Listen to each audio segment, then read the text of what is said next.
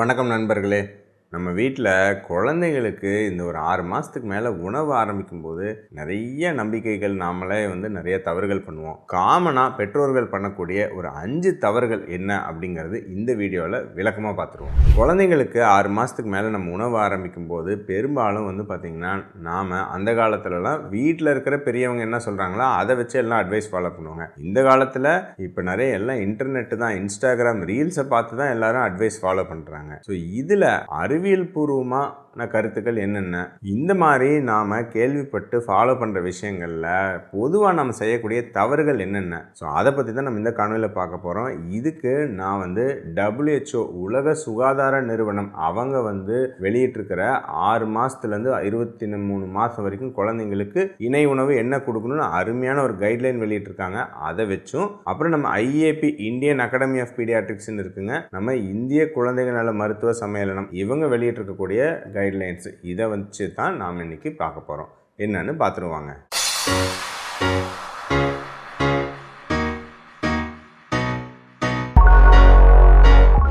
Number 1, குழந்தைங்களுக்கு பெற்றோர்கள் உணவு ஆரம்பிக்கும் போது எல்லாருக்கும் ஒரு பிடிச்ச உணவு என்ன அப்படின்னு பார்த்தீங்கன்னா பழ ஜூஸ். சரிங்களா, 6 மாதத்து நம்ம இணை உணவு ஆரம்பிக்கணும்னு சொல்கிறோம். நிறைய பேர் 4-5 மாதத்துலேயே பழ ஜூஸ் மட்டும் ஆரம்பிச்சிருவாங்க. மாதுளை juice, apple juice, orange juice நிறைய கொடுப்பாங்க. இந்த 100% ஃப்ரூட் ஜூஸ், அதாவது ஈவன் சர்க்கரை போடாமல் நீங்கள் பெருசாக தண்ணி கலக்காமல் கொடுத்தால் கூட 100% பழ ஜூஸ், அதாவது அந்த சக்கையெல்லாம் வடிகட்டிட்டு நம்ம ஜூஸாக குடிக்கணும் இல்லைங்களா, இது அவ்வளவு ஆரோக்கியமான உணவு இல்லை அப்படின்னு உலக சுகாதார நிறுவனத்தோட கைட்லைன்ஸில் ரொம்ப ஸ்ட்ராங்காக சொல்லியிருக்காங்க. ஏன் அப்படின்னா ஏற்கனவே நம்ம சொல்லியிருக்கோம், பழ ஜூஸில் உங்களுக்கு வெறும் அது ஒரு மேபி அந்த பழங்களோட ஒரு வைட்டமின்கள் கலக்கப்பட்ட ஒரு கூல் ட்ரிங்க் மாதிரி தான். ஏன்னா அந்த பழத்தோட உண்மையான பெனிஃபிட்டே கொஞ்சம் அதோட நார்ச்சத்தோடு சேர்ந்து போனால் தான் அந்த பழத்தில் இருக்கக்கூடிய சர்க்கரைகள் நமக்கு கொஞ்சம் நல்லது பண்ணும். அந்த நார்ச்சத்தையும் எடுத்துகிட்டு நீங்கள் வெறும் ஜூஸை குடிக்கிறீங்கன்னா அவ்வளோ நல்லதில்லை. நிறைய வாட்டி பெரியவங்களுக்கே நான் அதை பற்றி சொல்லியிருக்கேன். ஸோ குழந்தைங்களுக்கும் அதே தான். ஸோ பழ ஜூஸு ரொம்ப ஆரோக்கியமான உணவுன்னு நினைக்க வேண்டாம். நீங்கள் பழங்களை கொடுக்கணும் அப்படின்னா மேஷ் பண்ணி பழத்தை முழுசாக கொடுங்க.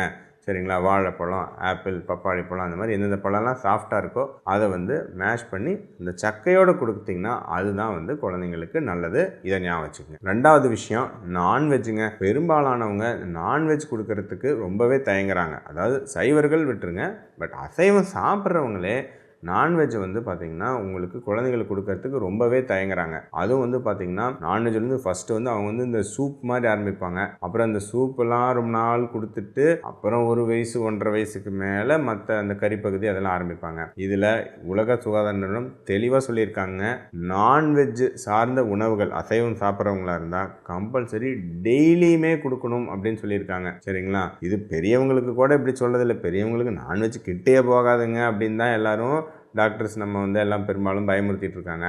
ஆனால் குழந்தைங்களுக்கு தெளிவாக தினசரி ஒரு வேளையாவது நான்வெஜ் சார்ந்த உணவுகள் அல்லது அட்லீஸ்ட் முட்டையாவது இருக்கணும் அப்படின்னு சொல்லியிருக்காங்க, அசைவம் சாப்பிட்றவங்களா இருந்தால். சரிங்களா, அந்த அளவுக்கு அதில் முக்கியமான புரதங்கள் சத்துக்கள் இருக்குது. ஆனால் நீங்கள் நான்வெஜ்ஜில் வெறும் இந்த சூப்பை வச்சு குடிக்கிறீங்க, அதில் நல்லா சாப்பாடை போட்டு இந்த சூப் வச்சு குடிக்கிறீங்கன்னா அதில் எந்த விதமான பிரயோஜனமும் இல்லை. நான்வெஜ் இந்த கறிப்பகுதியாக கொடுக்கணும், முட்டையை கொடுக்கணும்.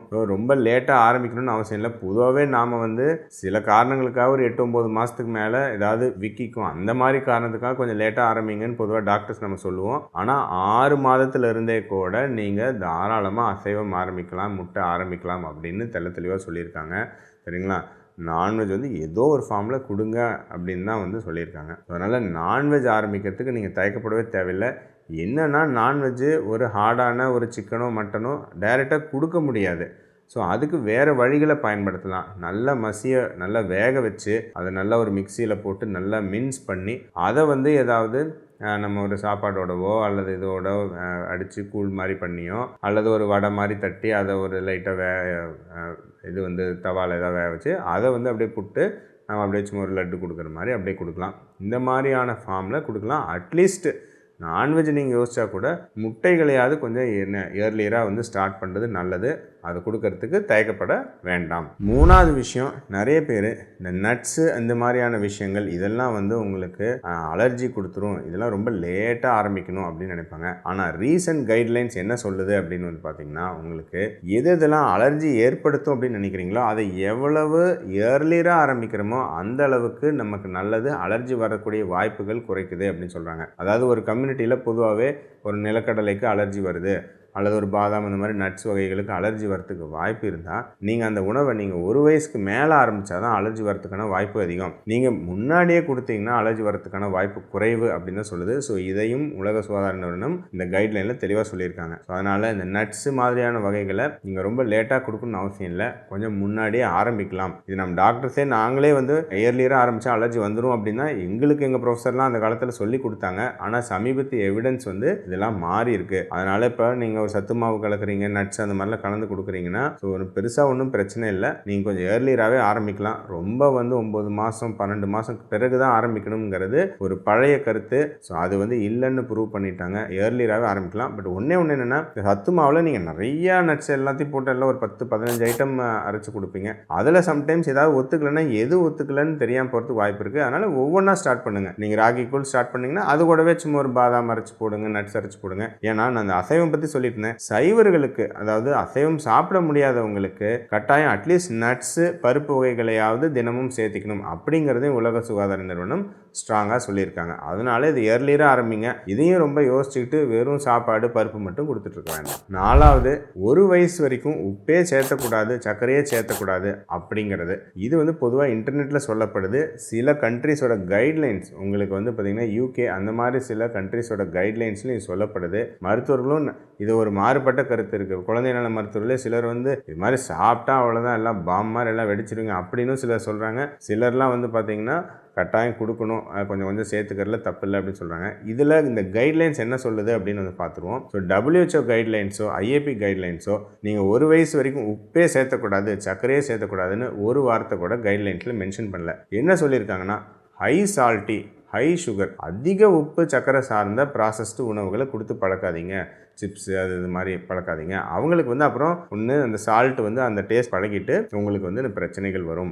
பின்னாடி வந்து அவங்க நிறைய இந்த மாதிரி உணவுகளே எதிர்பார்ப்பாங்க, அது பிரச்சனை வரும். இந்த மாதிரி தான் சொல்லியிருக்காங்களே கம்ப்ளீட்டாக ஒரு இடத்துல கூட நீங்கள் சேர்க்கவே கூடாது அப்படின்னு மென்ஷன் பண்ணவில்லை.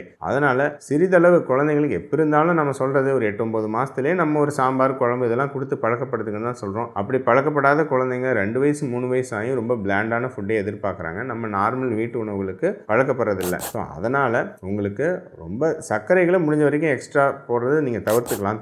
வேணும்னா அப்படி ஏதாவது ராகிக்குள்ள ஒரு டேஸ்ட் வேணுன்னா கொஞ்சமாக ஏதாவது சர்க்கரை, நாட்டு சர்க்கரை போடுறதுல பெரிய தப்பு ஒன்றும் கிடையாது, சரிங்களா? அதே மாதிரி சால்ட்டும் வந்து நீங்கள் ஒரு சாப்பாடு பருப்பு அதெல்லாம் ரெடி பண்ணும்போது கொஞ்சமாக சேர்க்கல தப்பு இல்லை. அதாவது 1 வயசுக்கு முன்னாடி ஒரு பிஞ்சு சால்ட் சேர்த்தாலும் அது கிட்னியை பாதிச்சிடும் அப்படிங்கிறது கொஞ்சம் மிகைப்படுத்தப்பட்டது. நிறைய ஆராய்ச்சிகளில் அது இல்லைன்னு டிஸ்ப்ரூவ் ஆகிருக்கு, சரிங்களா? அதோட லிங்க்ஸ் நான் கொடுக்குறேன். ஸோ அது வந்து பாருங்கள். ஸோ இது வந்து ரொம்ப மிகைப்படுத்த தேவையில்லை, சிறிதளவு சேர்க்கலாம். பட் அதிக அளவு சேர்த்து ஒரு உணவு கொடுக்கக்கூடாது. இதுதான் வந்து கைட்லைன்ஸ் வந்து சொல்லுது. இதையும் வந்து ஞாபகம் வச்சுக்கோங்க. 5வது மிக முக்கிய விஷயங்க, அதாவது நம்ம உணவில் நிறைய பேர் ஒரே மாதிரியான உணவையே திரும்ப திரும்ப கொடுத்துட்டே இருப்பாங்க. ஒரு தானியத்துக்கு பதிலாக இன்னொரு தானியம், அதுக்கு பதிலாக சிறுதானியம், அதுக்கு பதிலாக இன்னொரு தானியம், இப்படியே கொடுத்துட்ருப்பாங்க. இது வந்து மிகப்பெரிய தவறு. மினிமம் டயட்டரி டைவர்சிட்டி அப்படின்னு இருக்கணும்னு சொல்லியிருக்காங்க. என்னது சொல்கிறேன் பாருங்கள். உணவில் மொத்தம் 8 கேட்டகரியாக பிரிக்கிறாங்கங்க.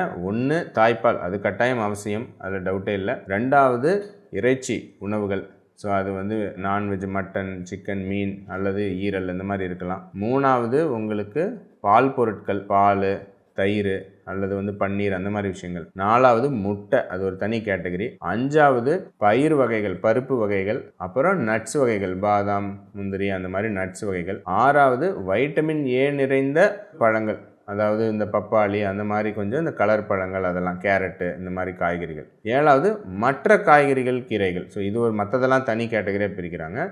8வது கிழங்குகள், தானியங்கள், வேர் பொருட்கள், அதாவது இந்த கேரட்டு, பீட்ரூட் மாதிரியானது. இந்த மாதிரி 8 கேட்டகரி இருக்குங்க. இந்த 8 கேட்டகரியில் மினிமம் ஒரு நாளைக்கு 5 கேட்டகரியாவது உணவில் இருக்கிற மாதிரி பார்த்துக்கணும். நீங்கள் வெறும் சும்மா பழம் அப்புறம் வந்து சாப்பாடு இதுவே மாற்றி மாற்றி கொடுத்துட்டு இருக்கக்கூடாது. இந்த 8ல் 5 கட்டாயம் ஒரு நாளைக்கு ஒரு ரவுண்டு வந்துடணும் குழந்தையோட உணவில். இதையும் கட்டாயம் பார்த்துக்கணும்னு சொல்லியிருக்காங்க. ஸோ எனவே நம்ம இந்த பொதுவாக பெற்றோர்கள் பண்ணக்கூடிய இந்த 5 தவறுகள் என்ன அப்படின்னு வந்து பார்த்தோம். ஸோ இதை வந்து கட்டாயம் உங்கள் குழந்தைக்கு உணவு கொடுக்கும்போது ஞாபகம் வச்சுக்கோங்க. இந்த தவறுகள் நடக்காமல் உங்கள் குழந்தைக்கு உணவு கொடுங்க. கட்டாயம் அவங்க ஆரோக்கியமாக வளருவாங்க. இன்னொரு முக்கியமான விஷயம், இதெல்லாம் இணை உணவுகள் தான். தாய்ப்பால் கட்டாயம் 6 மாதத்துக்கு மேலேயும் பின்தொடரணும். 2 வயது வரைக்கும் தாய்ப்பால் கட்டாயம் கொடுக்கணும். அதையும் மறந்துடாதீங்க.